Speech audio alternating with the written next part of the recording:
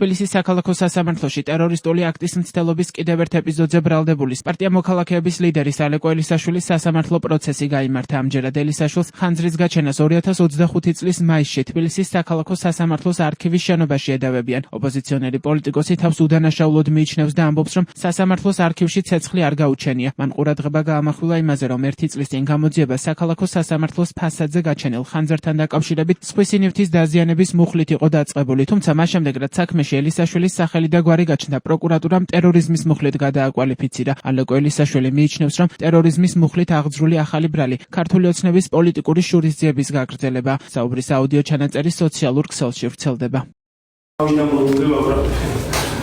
ტერორიზმის მიმდევრია ცეცხლიდან გასაგები. ახლა ჩემი ოჯახის წევრები და ჩემი მეგობრები, რომლებიც ჩემი ერთი მეგობარია, რომელიც ისოს ბავშვობიდან და იციან, რომ რასაც ვიტყვი, მართლა ეგრე არის. მე რომ ყოფილიყავი 2025 წლის 4 მაისს და ეს გამიკეთებინა, რასაც მაბრალე ვიტყოდი, რომ მე ვარ არანაირი პრობლემა არ მექნება და მიუხედავად იმისა, რომ ერთი მუხლი მაქვს ტერორიზმის და ერთი 15 წლიანი მუხლი მაქვს, მეორეც რო დაემატებინათ და მით უფრო ერთი მუხლი მექნება ორი, ჩემს აბსოლუტურად სულერთი. მე რო ის გამეკეთებინა, რასაც აერთდა კონკრეტულად ამ დარბაზში, ამ საქმის პარალელში მაბრალებენ, ნამდვილად ვიტყოდი, რომ მე ვიყავი. არანაირი პრობლემა მაგის არ მაქვს. მეგობრები და ოჯახის წევრები მაგიტომ მოვიშველია, რომ აიგეთი ვარ. არ გამიკეთებია და ახლა პაპუაშვილს და პოპახიძეს გაუხარდებათ, მაგის გამო ვერ დავიბრალებ. 10 თვე გაზე არის ახლა ლაპარაკი. რომ ერთი 15 წლიანი ტერორიზმის მუხლი მაქვს და ახლა ტერორიზმის მუხლი 15 წლიანი დამიჭირეს, გაიხედეს, გამოიხედეს და გაუხსნელი საქმედოთ.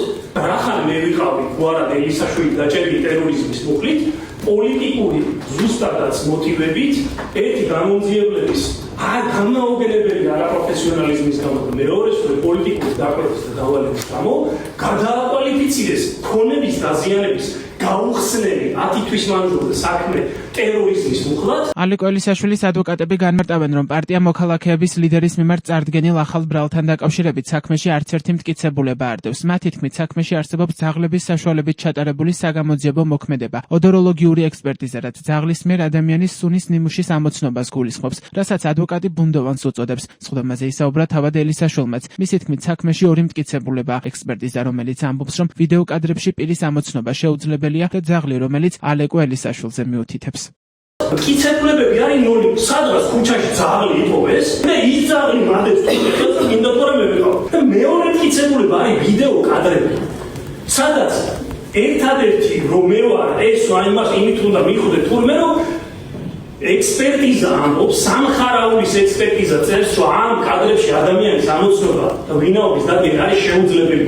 მაგრამ რუსთავი 2-ზე იმედზე და 1000 რავი ჯადო ტელევიზიაზე ატრიალეს ეს კადრები, რომ აი ელისაშვილი ტერორისტია, ამოვიდა პარლამენტის თავმჯდომარის გეგონება ამ ქვეყანაში ყველა პრობლემა მოგვარებული ქონდეს, ელისაშვილი ტერორისტია რატო? იმიტომ რომ წითელი შრიფტით მიაწერეს, რომ ალექსანდრე ელისაშვილი ყოფილა. თავიდან მოდით ხუია. თბილისის საქალაქო სასამართლოს არქივის შენობაში გაჩენილი ხანძრის საქმეზე პროკურატურამ პარტია მოქალაქეების ლიდერს ალეკო ელისაშვილს ბრალი 30 მარტს წარუდგინა. მას ტერორისტული აქტის ჩადენას ედავებიან. საგამოძიებო უწყების მტკიცებით, წინასწარ შემუშავებული გეგმის შესაბამისად ტერორისტული აქტის განხორციელებისთვის საჭირო ნივთებით შეიარაღებულმა ალექსანდრე ელისაშვილმა სასამართლოს არქივის შენობაში ხანძარი 2025 წლის 4 მაისსაც გააჩინა. პროკურატურამ ასევე გაავრცელა სათვალთვალო ვიდეო კამერების ჩანაწერები, რომლებშიც მათი მტკიცებით სწორედ ალეკო ელისაშვილია ასახული, თუმცა გავრცელებულ მასალაში მოქმედი პირის სახე არ ჩანს. ოპოზიციონერი პოლიტიკოსი ამჟამად პატიმრობაში იმყოფება. ის უკვე ბრალდებულია ტერორიზმის კიდევ ერთ ეპიზოდში, რომლის მიხედვითაც გამოძიება ამტკიცებს, რომ 2025 წლის 29 ნოემბერს მან თბილისის საქალაქო სასამართლოს კანცელარიის შენობის დაწვას სცადა.